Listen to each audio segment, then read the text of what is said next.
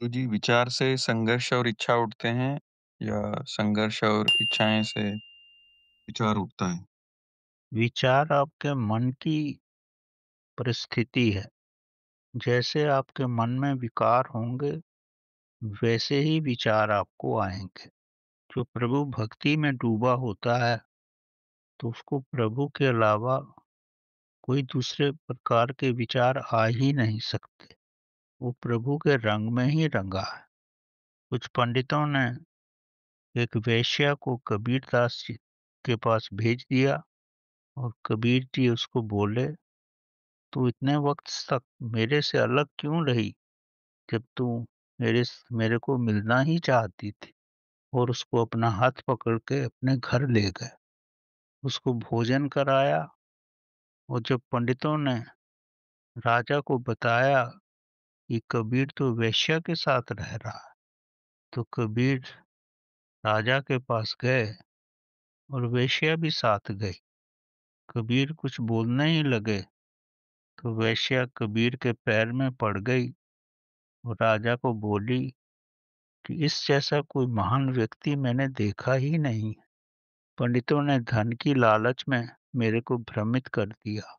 तो मेरा मतलब ये है कि अगर आपके विचार शुभ होंगे, तब आपको वेश्या और अच्छी औरत में भी फ़र्क नहीं नज़र आए।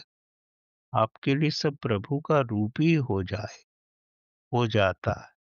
संत कबीर यही समझते थे कि प्रभु उसकी परीक्षा ले रहा है, इसीलिए वेश्या को उनके पास भेज दिया है। उसको अतिथि के रूप में उसको स्वीकार किए, उसके पैर दबाए, उसको भोजन कराया। ये अच्छे विचारों की महत्ता है। जैसे आप होते हो, दूसरे को वैसा ही समझने लगते हैं। उस स्थिति में अगर आपके हृदय स्तर पे पवित्रता है, तो आपको पवित्र विचार ही आएँगे। आपकी चेतना ही मन को प्रकाशित करेगी और कोई भी अवगुण आपके मन में ठहर ही नहीं सकेंगे।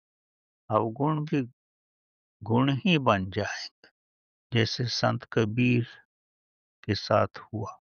तो विचारों की उत्पत्ति आपके आंतरिक मन स्थल से होती है, बाहर का प्रभाव रहता है, लेकिन अगर आप पवित्र हैं, तो आप पर बाहर के विचारों का कुछ भी प्रभाव नहीं पड़ सकता।